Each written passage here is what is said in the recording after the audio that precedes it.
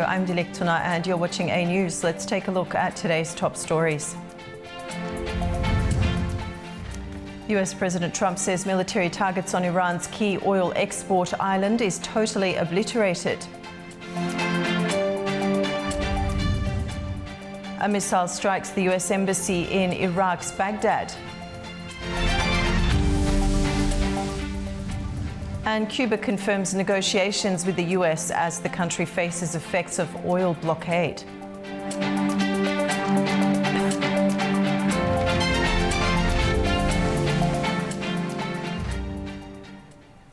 The conflict between Washington and Tehran has escalated again in the past few hours. US forces have carried out new bombing raids on a key Iranian island used to export most of the country's oil.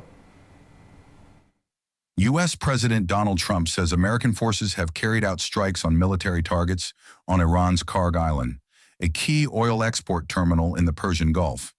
In a social media post, Trump said U.S. forces had totally obliterated military facilities on the island and warned Iran that its oil infrastructure could also be targeted if attacks on ships in the Strait of Hormuz continue. Karg Island handles about 90% of Iran's oil exports. Iranian media reported more than 15 explosions during the raids. Sources say air defense systems, a naval base, and airport facilities were hit, but oil export infrastructure was not damaged. Iran has warned it will retaliate if its energy facilities are attacked and says it shot down 5 drones over its territory, bringing the total number of U.S. and Israeli drones it claims to have destroyed since the war began to more than 100. The Israeli military says its air force struck more than 200 targets across western and central Iran in the past 24 hours, including missile launchers, air defense systems, and weapons production sites. Israeli strikes have also continued in Lebanon. The Lebanese health ministry says at least 12 medics, including doctors and nurses, were killed when a primary healthcare center in the southern town of Burj Kalawiya was hit overnight. Meanwhile, Qatar's Interior Ministry says several areas were evacuated as a precaution after the country intercepted 2 missile attacks overnight and early this morning. The nature of the threat remains unclear. Donald Trump said US and Israeli objectives in the war with Iran may differ. He also said the US Navy would soon escort tankers through the Strait of Hormuz. Trump declined to estimate how long the war would last, saying it would continue as long as necessary. Mr. President, when will the Navy start escorting tankers through the Strait of Hormuz? Regularly, are you speaking with Prime Minister Netanyahu, and are your objectives the same in terms of ending the war? Well, I think they might be a little different, I guess. You know, they're a different country than we are. But he will tell you there's never been a power like the power of the United States. I built our military in my first term. How long now do you think the war is likely to last? I can't tell you that. I mean, I have my own idea, but what good does it do? It'll be as long as it's necessary. They've been decimated. Their country's in bad shape. The whole thing is collapsing. The US Embassy compound in Iraq's capital, Baghdad, was hit in a missile attack, according to Iraqi security sources. Smoke rose from the complex following the strike, while the extent of the damage and any casualties remain unclear. A day earlier, the embassy warned that Iran and Iran-aligned militia groups could target US citizens' interests and infrastructure in Iraq. Iran has not commented on the incident. Airlines are reporting a surge in demand for alternative routes to reach Europe as instability in the Middle East continues. This comes as multiple airlines have also raised fares and increased fuel surcharges. As the conflict in the Middle East enters its 3rd week, the strain of the fighting is beginning to ripple through industries closely tied to the region, with the Gulf serving as a major crossroads for global air travel. The Iran conflict highlights how quickly turmoil in one region can disrupt flight networks worldwide, driving up prices, reducing capacity, and forcing travellers to rethink their plans. For many Australians, the risk of travel disruptions linked to the war is prompting them to stay closer to home or reroute their journeys. Honestly, because the trip was 2-3 months away anyway. But looking at whatever is happening, I don't think it's going to get resolved in a couple of months. That's what we felt, and we proactively canceled it. And we wanted to travel, so we decided to go to someplace. We decided to go to someplace else, and we decided China. Then we changed the plan from Middle East to Hong Kong. And now we're traveling via Hong Kong, staying there for a week. But lucky that we got the tickets for the same price, similar price, and accommodations and everything. So I guess, nothing changed from a budget perspective. Qantas Airways said this week that more travellers are choosing to reach Europe via the United States, other Asian cities and Johannesburg through its partner airline network. Flights on Qantas's European routes, including Perth to London, Perth to Paris and services via Singapore, are more than 90% full in March, around 15 percentage points higher than usual for this time of year. Airlines, including Lufthansa, have also reported rising demand for alternative routes through Europe, with the German carrier saying 12-month forward bookings for direct flights to Asia have risen by 75% compared with last year. Meanwhile, several airlines around the world have begun raising fares and increasing fuel surcharges. Hong Kong's flag carrier, Cathay Pacific Airways, announced it will raise passenger fuel surcharges starting March 18th, saying the price of jet fuel has roughly doubled since March amid the latest developments in the Middle East. The conflict involving Iran, Israel and the United States continues to have far-reaching consequences beyond the battlefield. Disruption in the Strait of Hormuz, one of the world's most critical energy routes, has sent oil prices above $100 a barrel again and raised concerns about a broader global energy crisis. Let's bring in our guest, Dr. Reza Talebi. He's author and journalist, joining us from Leipzig, Germany. Dr. Reza, thanks for joining us on the program. Hi, thank you for having me. Now, Israeli and US forces have intensified strikes on Iranian targets while Tehran continues missile and drone attacks across the region.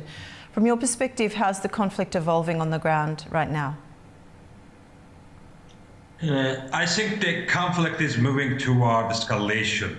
Right now, I don't see a real chance for a ceasefire.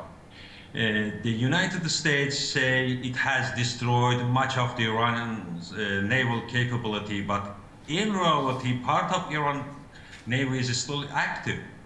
In the last days, the attacks have expanded. They are now hitting economic and oil facility inside Iran. Tehran response have been similar, mostly missiles and drone attacks across the region. At the same time, there is the risk of an oil crisis and the humanitarian situation inside the country. Another important issue is the political gap between the government and the population. The gap has still not been repaired. Both sides are also facing limits in military resource and economic pressure because of the risk of the conflict moving toward ground confrontation is slowly increasing. The United States is cautious about that because of the experience in Iraq, but Israel seems more determined to expand the confrontation, especially by linking the Iran crisis to the wider arena in Iraq, Syria and Lebanon. Okay, Dr. Reza, Iran has responded very forcefully from the beginning of the first round of attacks from the US and Israel, and we've been seeing a lot of footage and images from inside Iran and the situation in terms of damage. But what about on the Israeli front? The media seems to be keeping that front under wraps. How much do we know about the situation in Israel? It's very complicated situation for the Iran because, as we know, for the new strategy had some effect. We can already see the impact on oil price and the global markets. Many countries have released part of their strategic oil reserve, but the situation is still very sensitive. Israeli tried to make a change regime inside the Iran, but the continuing for the chaos inside the Iran helped to the Israelis. In another side, the United States has another strategy for the Islamic Republic of Iran. Maybe United States tried to make the invasion in the part of the Iranian islands inside the Persian Gulf and try to collect the Iranian infrastructure in oil infrastructure or another infrastructure to take the Iran in the bad situation. And the main purpose for the United States is energy. And in this situation, Israel decide to continue invasion against Iran. Maybe this continuing invasion take the Iran to the bad situations such as the Syria or the Lebanon, and it's enough for the Israel. Israeli state, they destroyed the main launcher of the ballistic missile inside the Iran and destroyed the many part of the IRGC's bases inside the Iran, but it's not enough for the Israel. And in future, we can see the different deflagration between the Iran, between the Israel and the United States about the war strategy against the Islamic Republic of Iran. Dr. Reza Talebi, it's a pleasure having you on the program. Thank you for your analysis today. You're welcome. The Baku Initiative Group and the Sikh Federation International have held an event in Geneva focusing on alleged human rights violations against the Sikh community in India. A News' Katie Wilson has more. Hello to you from Geneva in Switzerland. We are here at the Geneva Press Club, and just wrapping up behind me is a presentation of a report which has been put together by the Sikh Federation International and the Baku Initiative Group, which expresses concern about human rights violations against the Sikh community by the Indian government, both in India and abroad. This comes after the 2023 killing of prominent Sikh activist Hardeep Singh in Canada. Now, the Canadian government is still investigating this. However, back at the time in 2023, Canadian Prime Minister Justin Trudeau said Canadian intelligence had found credible allegations of a link between his death and agents of the Indian state. Now, the Indian government has repeatedly denied any involvement in the murder and generally rejects these allegations of systematic human rights violations against the Sikh community, both inside India and abroad. Now, as I mentioned, this event was organised in partnership with the Baku Initiative Group, whose work centres on decolonisation and human rights advocacy. Now, today, the Sikh Federation International described this support as a human partnership. And in a statement, the Baku Initiative Group reiterated their support for the legitimate and lawful struggle of the Sikh people to protect their fundamental rights, freedoms and identity. And now that this report has been published, the Baku Initiative Group hope to raise it with organisations like the UN and the UNHCR. And over the course of today, I've been speaking to both Sikh activists and the Baku Initiative Group about the partnership and the impact that they hope this report could have. I think it's been very heartwarming, and movements like this, you're often siloed, and people start feeling alone, that their issues are theirs alone. But when you have groups like the Baku Initiative Group, or we had today here, we had people from Kashmir and Tamil people as well, it shows solidarity. And sometimes that's more important than getting permanent missions or nation states, because often there's interests involved there. And then when you have solidarity in groups like this, a lot of that is built off of respect, honesty, and a common mission of self-determination, sovereignty, and human rights. It was important for us to be here because there's an active threat to the democracy and country that I live in, which is Canada. There's a country, India, government of India, that is using its tentacles of violence and psychological warfare to limit the rights and freedoms of people around the world. And this is happening in Canada. I've been a victim of it. Others have been victims of it. Some psychologically, some through actual assassination and physical violence. And this is creating an issue that isn't just a threat to Canadian democracy, but a threat to any democracy where India is able to coercively control any people within that country, whether it's Switzerland, whether it's the UK, USA, or my home in Canada. And now to Cuba. Havana has confirmed it's holding talks with the United States as the island faces a deepening energy and economic crisis. Cuban President Miguel Díaz-Canel said Cuban officials recently held discussions with representatives of the US government to address key differences and explore possible solutions through dialogue. He said the talks remain in their early stages and are aimed at determining whether both sides are willing to take concrete steps that could benefit the people of both countries. Díaz-Canel added that Havana is prepared to continue discussions with the United States on the basis of equality, respect for sovereignty, and mutual cooperation. The United Nations has welcomed the dialogue. UN spokesperson Stefan Dujarric said the organization supports negotiations as a way to peacefully resolve disputes and express concern over fuel shortages affecting healthcare, food supplies, and water access in Cuba. US President Donald Trump has also acknowledged the contacts in recent weeks. Cuba is right now a failed nation, and they don't even have jet fuel to get for airplanes to take off. They're clogging up their runway. We're talking to Cuba right now. I have Marco Rubio talking to Cuba right now, and they should absolutely make a deal because it's really a humanitarian threat. Trump described Cuba as facing severe economic and energy pressure after losing financial and oil support previously provided by Venezuela, suggesting that an agreement with Havana could be possible as the crisis deepens. Energy has become central to the situation. Cuban officials say no fuel shipments have reached the island in the past 3 months, after the United States moved to cut off Venezuelan oil supplies and warned other countries against sending fuel to Cuba.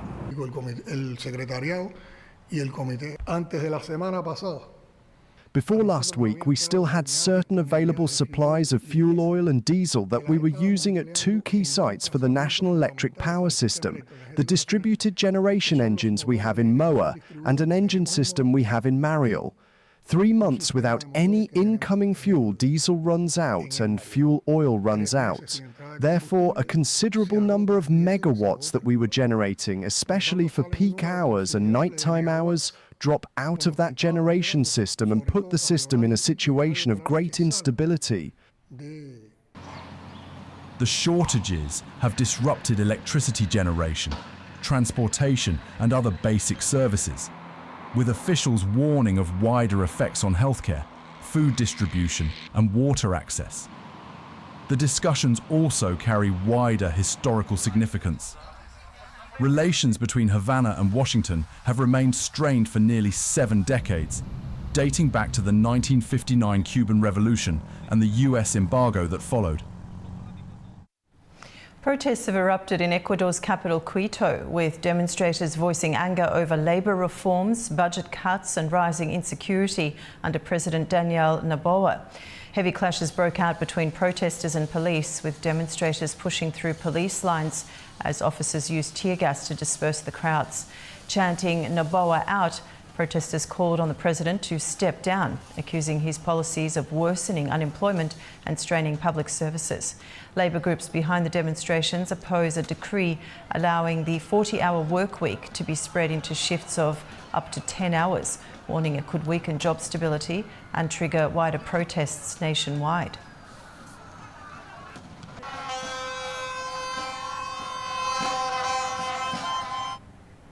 Next month's Bahrain and Saudi Arabian Formula One Grand Prix are expected to be cancelled because of the conflict in the Middle East.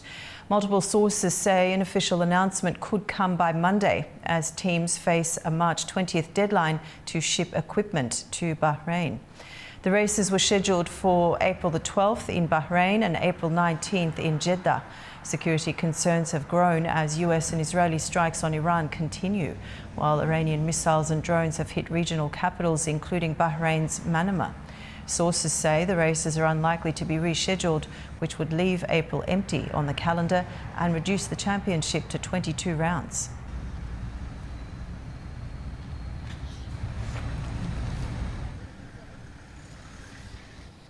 Now we'll take a look at the major stories from the region. The Global Baku Forum is wrapping up its final day with discussions on housing cooperation, artificial intelligence and the future of the international system. Our Eitan Shukurova reports from Baku. The 13th Global Baku Forum has entered its final day with discussions focusing on housing cooperation, digital governance and the future of the international system. The morning began with a panel on global cooperation for housing organized in partnership with the UN Habitat and Azerbaijan State Committee on Urban Planning and Architecture. The discussion explored policy solutions and international collaboration ahead of the World Urban Forum 13, which will take place in Baku.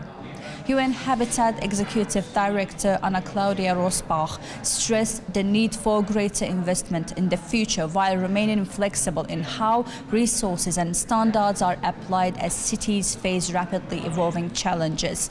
Meanwhile, Anar Guliev, chairman of Azerbaijan State Committee on Urban Planning and Architecture and national coordinator for WUF 13, noted the importance of international dialogue platforms in addressing global urban challenges. He added that the housing affordability and inclusive urban developments are key to bridging social and economic divides. Undoubtedly, housing provision is a key topic at the World Urban Forum. And of course, financial issues are an essential component in addressing this matter. Azerbaijan has undertaken many initiatives in this area. The Mortgage Fund has been operating successfully for several years. The State Housing Agency continues to ensure housing accessibility, and there are a number of other tools that we are ready to share based on our experience. Later in the morning, discussions turned to the future of artificial intelligence and digital governance, examining the ethical and regulatory challenges posed by rapidly advancing technologies. The session brought together policymakers and international experts, including Azerbaijan's Ministry of Digital Development and Transport, Rashad Nabiev.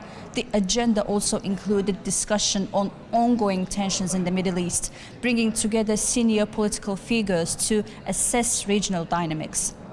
In the afternoon, participants will debate whether the international system requires reset as geopolitical tensions, economic fragmentation and emerging security challenges continue to reshape global relations. The forum will also feature a session titled Youth Speak, We Listen, before concluding this evening with closing ceremony. These were among the key topics discussed on the final day of the forum. I am Ayten Shukurova with Elkim Mehdiev, A News. World Urban Forum 2026 is drawing global attention to Baku as preparations intensify for one of the world's largest gatherings on sustainable urban development. At a media briefing today, organisers outlined plans for the forum, which will bring thousands of policymakers, urban planners and international experts together in Azerbaijan this May to address the growing global housing crisis and the future of resilient cities. Our Anzula Parvizgizi has more. Today, a media briefing was held ahead of the 13th session of the World Urban Forum, WUF 13, which will take place in Baku, Azerbaijan from May 17th to 22nd, 2026. Speakers highlighted the crucial role of cities in shaping the future, with housing at the heart of the discussion. The theme of WUF 13's Housing the World's Safe and Resilient Cities and Communities reflects the growing global housing crisis, where more than 1 billion people live in informal settlements and around 300 million are homeless. Participants also had a first-hand look at the Baku Olympic Stadium, the forum's main venue, and saw the final stages of preparation. The stadium will host around 40 main sessions, more than 350 parallel events. Speakers also emphasized the importance of linking WUF 13s with regional and national urban forums, inclusive upcoming events in Bratislava, Serbia, Uzbekistan, as well as international platforms such as Sustainable Development Forum in Geneva and the ESCAP Committee for Housing and Urban Development. Preparations for the forum are progressing actively through close cooperation between the government of Azerbaijan, UN Habitat and numerous national and international partners. The forum aims to demonstrate how cities can become more resilient, inclusive and sustainable through cooperation, innovation and shared knowledge. UN representatives praised the government of Azerbaijan for its strong support not only in hosting a world-class event, but also in linking WOF 13 to long-term public policy, global development goals, and environmental and urban priorities. Speakers also highlighted Azerbaijan's hospitality, rich culture and history, and the country's leadership in demonstrating how cities can address global urban challenges.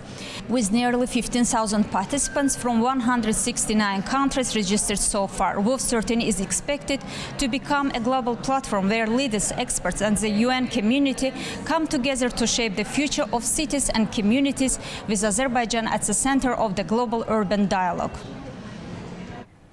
At a time when European Council President Antonio Costa visited Baku and stressed dialogue, connectivity and cooperation with Azerbaijan, a group of 36 members of the European Parliament has called on EU Foreign Policy Chief Kaja Kallas to reassess and strengthen the bloc's policy toward Baku.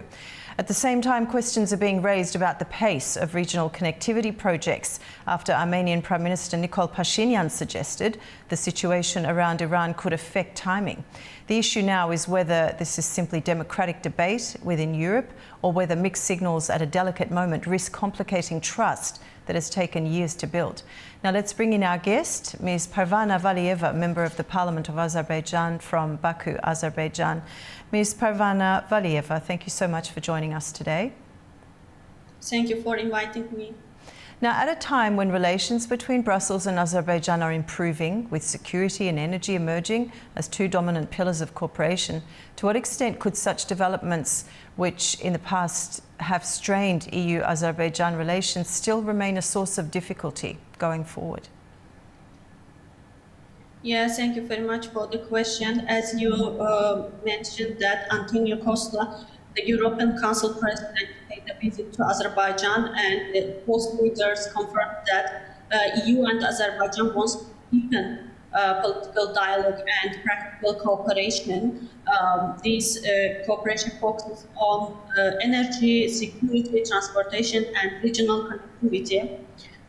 And as you know, now there is recent developments to normalizing relations between Armenia and Azerbaijan. EU also supports peace efforts between Azerbaijan and Armenia. But as you said, that European Parliament remains indifferent in this situation. Indeed, while having fruitful partnership between Azerbaijan and European Council, as well as Commission, the European Parliament always remain, in some cases, they blackmails and continues its false information and unjust claims on Azerbaijan. Even it was worse, past during the Second Karabakh War. From time to time, they question our justice system. This is also interference to our internal affairs. And Nikol Pashinyan has said Armenia is ready to ensure land transit between mainland Azerbaijan and Nakhchivan, even before the Trump route for international peace and prosperity launches, while also raising questions about timing because of the situation around Iran. Now, does that suggest calculated flexibility or uncertainty that could complicate the wider peace and connectivity track? So I don't think that recent developments and geopolitical conflicts and war in Iran between US and Iran can delay the projects because it's its own way project.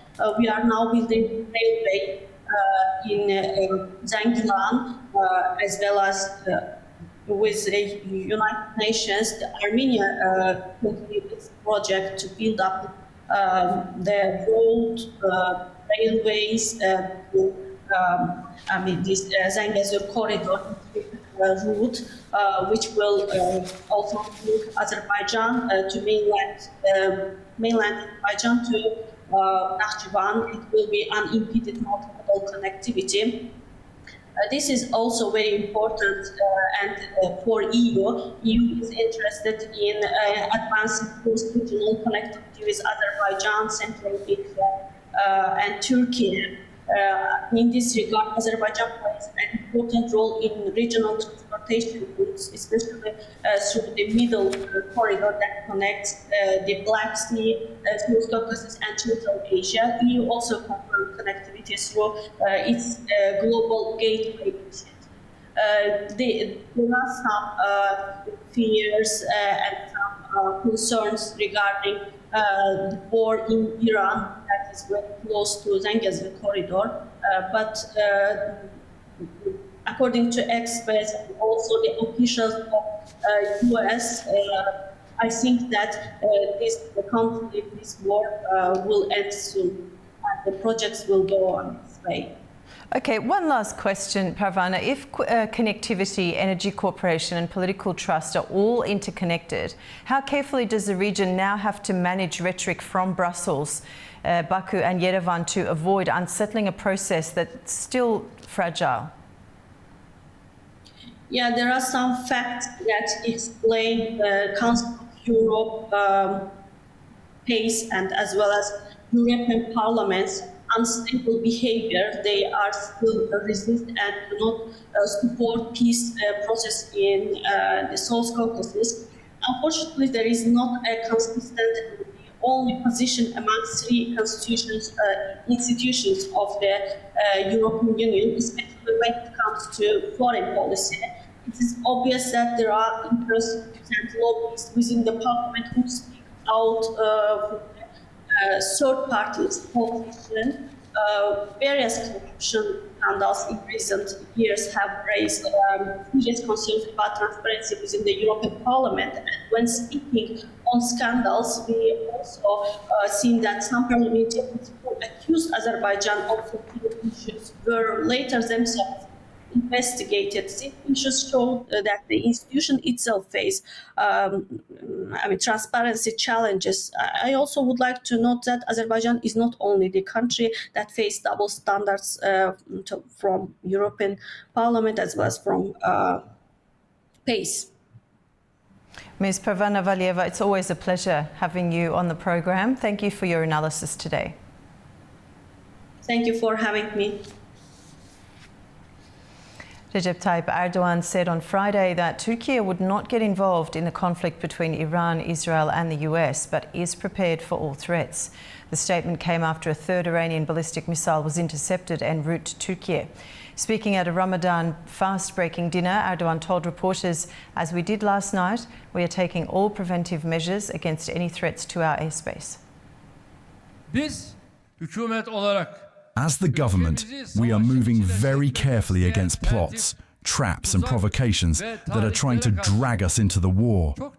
We are focusing not on the part of the incidents that are visible, but on the parts that are actually hidden behind the curtain, not ruling out any possibility and any scenario.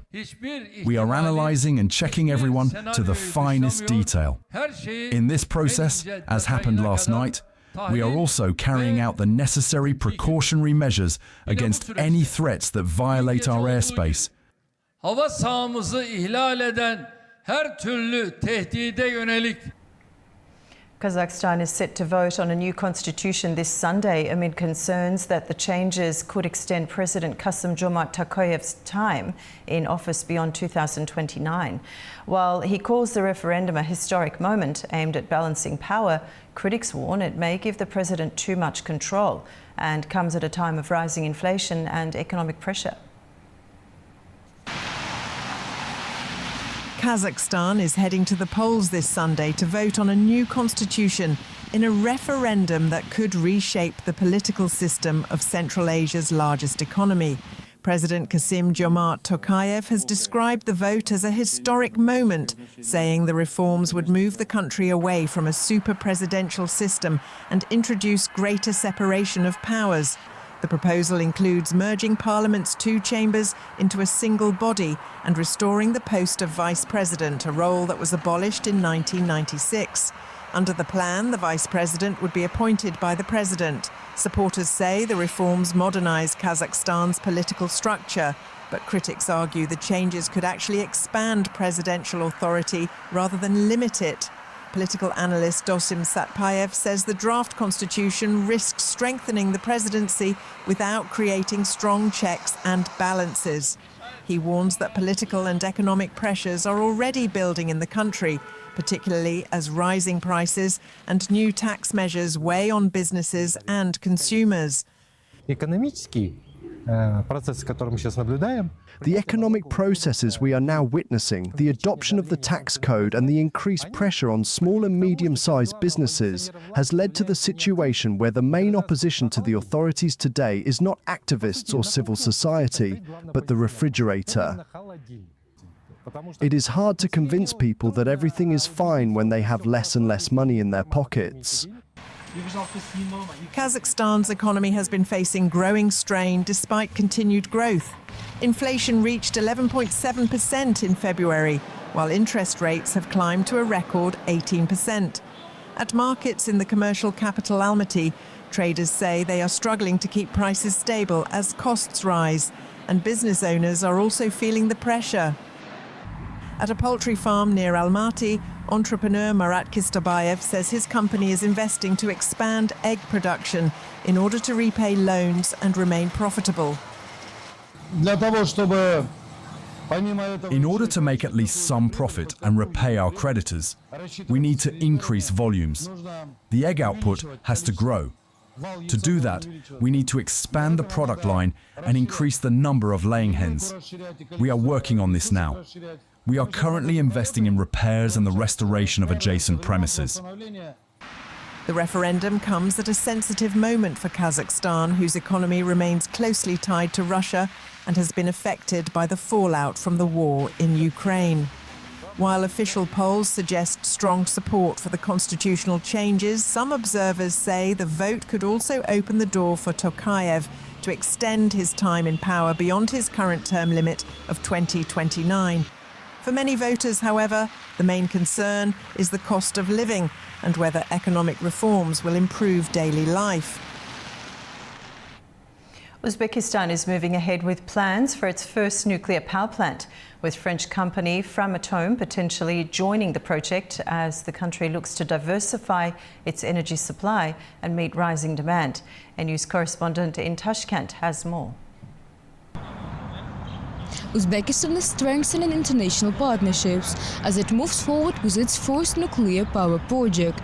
During talks with the French nuclear engineering company Framatome, Uzbekistan's Atomic Energy Agency Usatom discussed cooperation on advanced automated control systems and technology for future nuclear facilities. Framatome is expected to contribute technological expertise, including instrumentation and control systems that monitor reactor performance and ensure safety. The systems are widely used at nuclear facilities around the world and are considered essential for the reliable operation of nuclear power plants. The plant nuclear complex in Uzbekistan will include 2 large VVER-1000 type reactors and 2 small modular reactors, with total generating capacity expected to exceed 2.1 gigawatts. Construction of a smaller modular nuclear plant has already begun in Jizakh, where 6 reactors of 55 megawatt each are planned, producing around 330 megawatts of electricity, with the first unit expected to begin operation around 2029. Nuclear energy is becoming an increasingly important topic across Central Asia. Kazakhstan, the region's largest uranium producer, also plans to build its first nuclear power plant, after a 2024 national referendum supported by about 73% of voters. The government is currently selecting technology partners. Possible suppliers include France, South Korea, China and Russia. Experts say this project reflects a regional shift toward nuclear energy as the country seeks stable power supplies to support economic growth and reduce carbon emissions. It is Sivir Rajab reporting from Tashkent, Uzbekistan, A News. That's the news for this hour. Stay tuned to A News for more updates, and thank you for watching.